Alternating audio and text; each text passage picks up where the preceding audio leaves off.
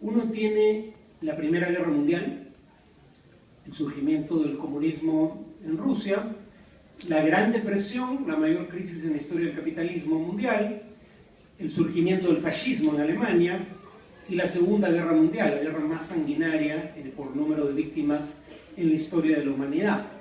O sea, la Unión Europea surge para responder a preguntas que no tienen que ver con economía, surge para responder a las preguntas sobre cómo evitar el resurgimiento de nacionalismos exacerbados, cómo evitar políticas económicas proteccionistas, cómo evitar una eventual incursión soviética en Europa oriental y occidental. Como en Europa oriental ya estaba bajo dominio soviético, esto es un fenómeno posterior a la Segunda Guerra Mundial, cómo evitar el rearme alemán y sobre todo cómo evitar una nueva guerra paneuropea. Para eso surge el proceso de integración. Y no solo surge la Unión Europea, surge una serie de instituciones con el propósito de evitar el resurgimiento de este tipo de problemas. La Unión Europea es uno de ellos, la OTAN, una alianza militar, es otro, el GATT, un acuerdo de liberalización comercial para evitar las políticas proteccionistas y las devaluaciones, digamos, la guerra de tipos de cambio, el sistema de Bretton Woods, crear un prestamista de última instancia. O sea, la Unión Europea es una entre múltiples instituciones que surgen para responder a preguntas de carácter fundamentalmente político, no económico. De hecho, el primer proyecto de integración no era económico en lo absoluto, era estrictamente un proyecto de integración en materia de seguridad. Francia, hacia 1950, propone una comunidad europea de defensa. Por ahí debía empezar la integración, según Francia, para permitir que Alemania crezca sin volver a convertirse en una amenaza de seguridad. El problema con la iniciativa francesa es que el propio Parlamento francés se niega a ratificar la propuesta y esa Comunidad Europea de Defensa nunca llega a surgir. Solo cuando el intento de integración en la esfera de la seguridad fracasa es que surge como plan alternativo la integración económica en áreas específicas, porque además la Unión Europea no surge bajo su fisonomía actual, surge como la Comunidad Económica del Carbón y el Acero. Integración solo en el mercado de dos bienes particulares. La lógica que se debe llamar funcionalista detrás es que si uno quiere empezar la integración en el plano de la alta política, de los temas de seguridad, los temas más conflictivos, va a pasar lo que pasó con la iniciativa francesa. Hay que empezar más bien de manera más modesta en las pretensiones, y la idea básica es que el primer nivel de integración va a generar problemas regulatorios en otros ámbitos de actividad económica, y cuando surjan esos problemas, los países van a tender a niveles crecientes de integración por el temor a que si se deshace lo avanzado se pierdan los beneficios de la integración. Esa era la lógica funcionalista, y durante mucho tiempo pareció efectivamente funcionar. Primero empieza la integración de los mercados de acero y carbón, luego ya una integración comercial general y libre flujo de bienes y servicios, libre flujo de capitales. El problema es que dentro de esta lógica de que niveles crecientes de integración generan problemas regulatorios en otros temas, si uno liberaliza el comercio y los flujos de capital, los precios de las exportaciones y las importaciones de los países se vuelven más vulnerables a cambios, a modificaciones en el tipo de cambio, y las utilidades de las inversiones se vuelven vulnerables a modificaciones en los tipos de cambio, ¿no? En la cotización de las monedas de los distintos países.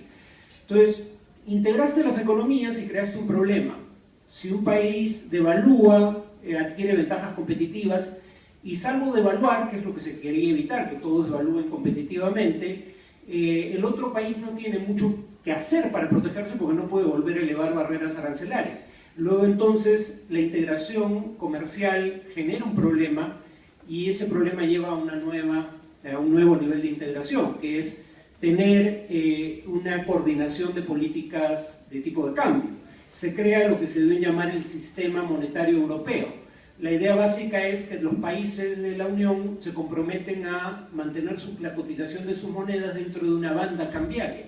O sea, en otras palabras, la libra esterlina no podía cotizarse por debajo de un cierto valor ni por encima de un determinado valor, tenía que mantenerse dentro de esos límites.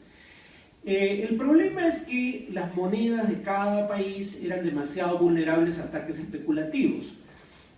Por ejemplo, en un momento dado había ataques especulativos contra la libra esterlina, y ahí es donde se hace famoso George Soros. Ahora George Soros es conocido como un filántropo, pero en su momento George Soros fue conocido como un pirata cambiario, digamos, ¿no? Un tipo que se dedicaba a especular en contra de monedas y en general en contra de economías nacionales. Pero bueno, el tema es que la libra esterlina termina abandonando la banda cambiaria. Luego de quemar reservas para intentar mantener la libra esterlina dentro de la banda, el Banco Central británico decide dejar flotar la libra esterlina. Entonces, primero, integración comercial crea un problema de tipo de cambio, coordinación cambiaria, pero crea el problema de ataques especulativos que las monedas no pueden soportar para mantener la cotización dentro de la banda. Siguiente paso, moneda común, ¿no? Pero para tener una moneda común hay condiciones. No se podía tener un déficit fiscal mayor a 3% de la economía, o sea, del Producto Bruto. No se podía tener una deuda pública mayor, si mal no recuerdo, al 60% del producto. Había que crear un banco central compartido, un banco central europeo. Entonces vean cómo cada nivel de integración crea un problema que se resuelve con mayor integración, porque si en lugar de mayor integración hay retroceso, pierdes lo ganado con la integración hasta ese punto. Esto pareció funcionar hasta el euro. Con el euro empiezan a surgir problemas, porque la lógica funcionalista implicaba que si tenías que esperar a que se creara lo que los economistas llaman un área monetaria óptima antes de crear el euro, muy probablemente, igual que con la comunidad de defensa en los años 50, no iba a crearse jamás el euro. Los estados no iban a ceder soberanía. Entonces la idea de crear un euro con errores de diseño era casi deliberada. No es que los que crean el euro no se dieran cuenta de que, por ejemplo, los países tenían distintos ciclos económicos, distintos niveles de competitividad. Teóricamente no debió crearse el euro bajo esas condiciones. Muchos economistas lo dijeron en su momento. Pero el tema es, si no lo hacemos ahora, si esperamos que se den todas las condiciones, muy probablemente la política interfiera y los estados decidan no ceder soberanía. Las crisis eran lo que hacía avanzar la integración. Y inducía a ceder prerrogativas soberanas por temor a perder los beneficios de la integración.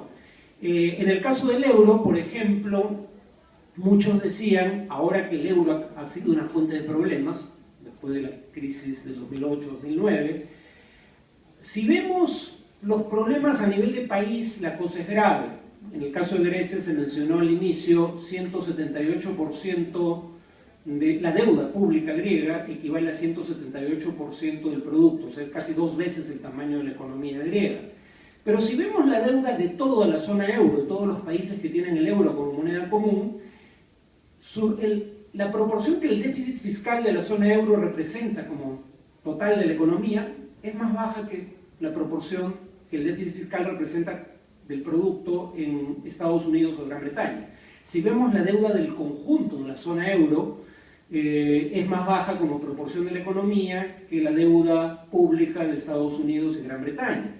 El problema es que, claro, las deudas siguen siendo nacionales. Grecia tiene un problema de deuda, pero Grecia es 2% de la economía europea. Grecia por sí sola no es tan importante. El problema, en otras palabras, dicen algunos, es la fragmentación política. Hay un banco central y bueno, hay más de un banco central, pero hay una sola política monetaria, en lo esencial, pero hay 19 políticas fiscales dentro de la zona euro. Hay que integrar también, por lo menos, niveles crecientes de integración en materia fiscal. Por ejemplo, hay que crear un eurobono, o sea, una forma de endeudamiento que no sea deuda griega o deuda alemana, sino que sea deuda del conjunto de los países de la zona euro y que sea respaldada